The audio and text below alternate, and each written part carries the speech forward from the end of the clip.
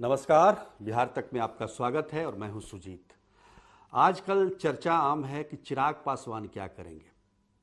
क्या एनडीए में कम सीट मिलने के बावजूद वहीं रहेंगे या फिर वहां से निकलकर महागठबंधन का रुख करेंगे। अब क्या करेंगे इसके बारे में चर्चा करने के लिए हम यहाँ उपस्थित हुए हैं और उसके बारे में बताएंगे भी। लेकिन उससे पहले ये जान लेते हैं कि चिराग पासवान जितनी सीटें मांग रहे हैं अपनी पार्टी के लिए, क्या उतने सीटों के हकदार वो हैं। क्योंकि लोक जनशक्ति पार्टी जब एकजुट हुआ करती थी, जब उसके दो धड़े नहीं थे, जब चाचा भतीजा अलग नहीं हुए थे, तब 2019 में उन्हें 6 सीटें मिली थी और एक राज्यसभा की सीट मिली थी। 6 लोकसभा की और एक राज्यसभा की। आज के हालात में जो परिस्थिति है बिहार की, 40 सीटें हैं और 40 में हम अगर देखें सीटों का बंटवारा जिस तरह का स्ट्रक्चर बन रहा है, उसमें पिछली बार की तरह यानी कि 2019 की तरह उन्हें 6 सीटें लोकसभा की नहीं मिलने जा रही है। ये तो तय है, क्योंकि नए प्लेयर आ गए हैं एनडीए में। उपेंद्र कुशवाहा आ गए हैं, जीतनराम मांझी आ गए हैं और आप समझिए कि चिराग पासवान और पशुपति कुमार पारस तो हैं ही। एक और अगर जोड़ लीजिए तो मुकेश सहनी की भी चर्चा चल रही है। वो भी उनके बारे में भी संशय की स्थिति है।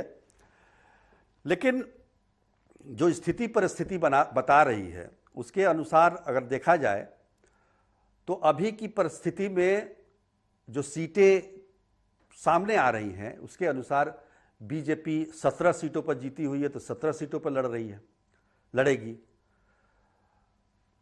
जेडीयू 17 सीटों पर खड़ी हुई थी, 16 पर जीती थी, तो कम से कम 16 तो लड़ेगी ही। 17 और 16 मिलकर हुए 33 और 33 सीटें तो इन दो पार्टियों के हिस्से में चले गए। बाकी बचे 7 में से आप एक देख लीजिए कि किशनगंज जो सीट है उसको कोई लेने के लिए तैयार नहीं है। अगर मान लीजिए कि जेडीयू भी कहेगा कि हमको ठीक है किशनगंज आप दे दीजिए, तो 16+1 हो जाएगा, क्योंकि पिछली बार किशनगंज सीट जेडीयू ने लड़ी थी, तो एक सीट और कम हो जाएगा। तो 39 सीटें हैं और उसमें अगर हम बात करें तो जीतनराम मांझी की पार्टी को एक सीट गया से, उसी तरह से उपेंद्र कुशवाहा को एक सीट काराकाट मिल सकती है। उसके बाद जो बचती है वो 4 सीटें हैं और 4 सीटें और किशनगंज का एक मिला लीजिए तो 5 सीट। तो इसमें अब ये तय करना है कि चाचा को कितना और भतीजे को कितना, यानी कि पशुपति कुमार पारस को कितना और भतीजे को कितना, चिराग पासवान को कितना। तो कुल जो सीटें बची हैं वो 5 हैं, तो 3-2 का आंकड़ा बैठता है। तो यही आंकड़ा असली आंकड़ा है कि 5 सीटें। बीजेपी का ये कहना है कि चाचा भतीजा दोनों एक हो जाएं, पहले की तरह लोक जनशक्ति पार्टी बन जाए और ये 5 सीटें आप ले लें तो बात बन सकती है। चिराग पासवान इसको लेकर संशय की स्थिति में हैं, सोच विचार में लगे हुए हैं। पर एक मजे की बात आपको बताऊं, 2019 में भले ही लोक जनशक्ति पार्टी को बीजेपी ने 6 सीटें दी थी लोकसभा की और एक राज्यसभा की सीटें दी थी, लेकिन शुरुआत में जब समझौता हुआ था उस समय पहली बार जो सीट ऑफर हुई थी लोक जनशक्ति पार्टी को वो 3+1 थी, यानी कि 3 लोकसभा और एक राज्यसभा की सीटें। पर उसके बाद बीजेपी की तरफ से ही आया कि एक सीट और इनको दिया जाए, तो 4 लोकसभा और एक राज्यसभा। वो तो खैर मनाइए कि उपेंद्र कुशवाहा एनडीए छोड़कर चले गए। एनडीए में उनकी 2 सीटें तय थी, 2019 की बात कर रहा हूं मैं। वो 2 सीटें फिर से लोक जनशक्ति पार्टी को मिल गई, जिससे उनकी संख्या हो गई 6+1 की।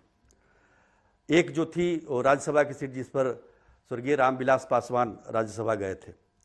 तो कहने का मतलब यह है कि जैसे जैसे बीजेपी की ताकत बढ़ती जा रही है, वैसे वैसे सहयोगी दलों को कम से कम आंकने की भी कोशिश हो रही है।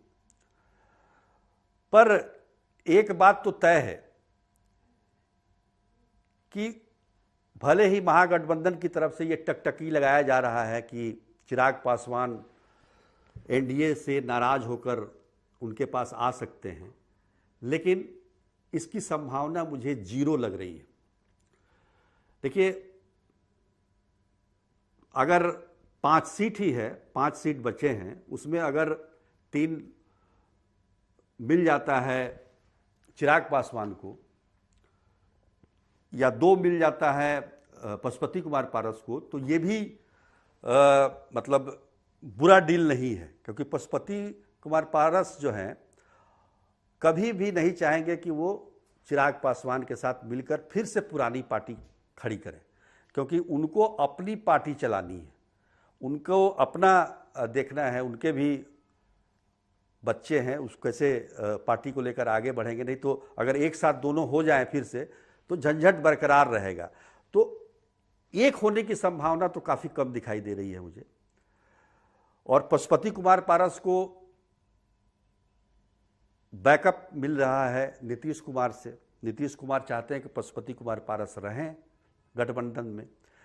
चिराग पासवान के लिए बीजेपी में हम कह सकते हैं कि बीजेपी उनको बैक कर रही है। तो स्थिति यही है।